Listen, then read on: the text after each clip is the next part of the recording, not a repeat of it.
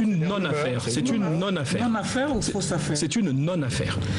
En tout cas, cette affaire de trafic de fréquences. Dans le communiqué que votre cabinet, votre cabinet parlait d'un prétendu trafic licite, ça veut dire pour le ministre Thierry Mongala, c'est faux.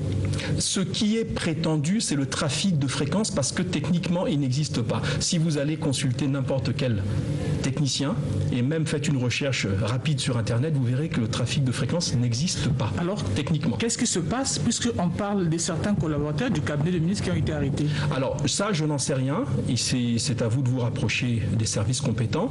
Je vous dis ceci, les collaborateurs dont vous parlez aujourd'hui, parce que justement, malheureusement pour eux, il y a une clameur publique, j'ai dû m'en séparer.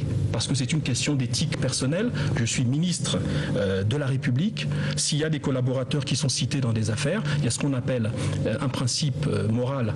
La femme de César ne saurait être soupçonnée.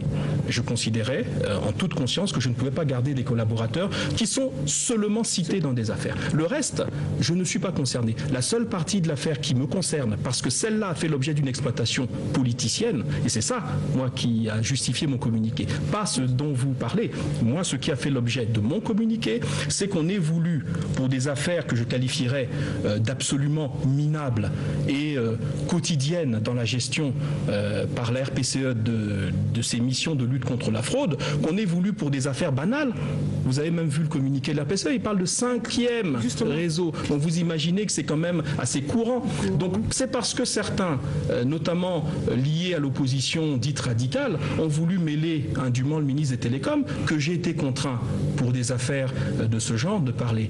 Pour votre information, comme je l'ai dit, 3 semaines avant que cette campagne de presse n'ait lieu, j'ai moi-même signalé, parce que j'ai mes propres réseaux, à la RPCE l'existence d'un réseau frauduleux de Simbox, parce qu'il s'agit de Simbox, il ne s'agit pas de trafic de fréquences, le trafic de fréquences c'est un fantasme, ça n'existe pas. Eh bien, j'ai moi-même signalé l'existence d'un réseau frauduleux de Simbox. Alors, sauf si vous dites que je suis envoûté ou devenu schizophrène, je ne peux pas de la main gauche aider au démantèlement de trafic de ce genre et de la main droite encourager ou susciter le même type de trafic. Vous voyez donc que c'est une non-affaire. Merci, Monsieur le Ministre. Nous sommes presque à la fin de cette émission. Jusqu'à Maungo a une question sur la TNT. Monsieur le Ministre, nous sommes le 16 juin aujourd'hui, le 17 c'est demain.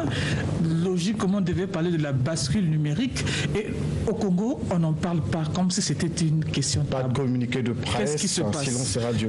On s'adresse aux membres du gouvernement. Bon, écoutez, moi je crois que le ministère qui est en lead sur le sujet est votre ministère de tutelle, qui s'appelle le ministère de la Communication. Je crois qu'il faut vous rapprocher des services techniques du ministère pour obtenir une réponse.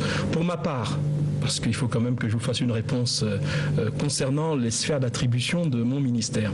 Nous sommes à pied d'œuvre. J'ai reçu, suite à une démarche diplomatique que j'ai formulée il y a quelques semaines, une réponse du vice-premier ministre de RDC en charge des TIC et des télécoms.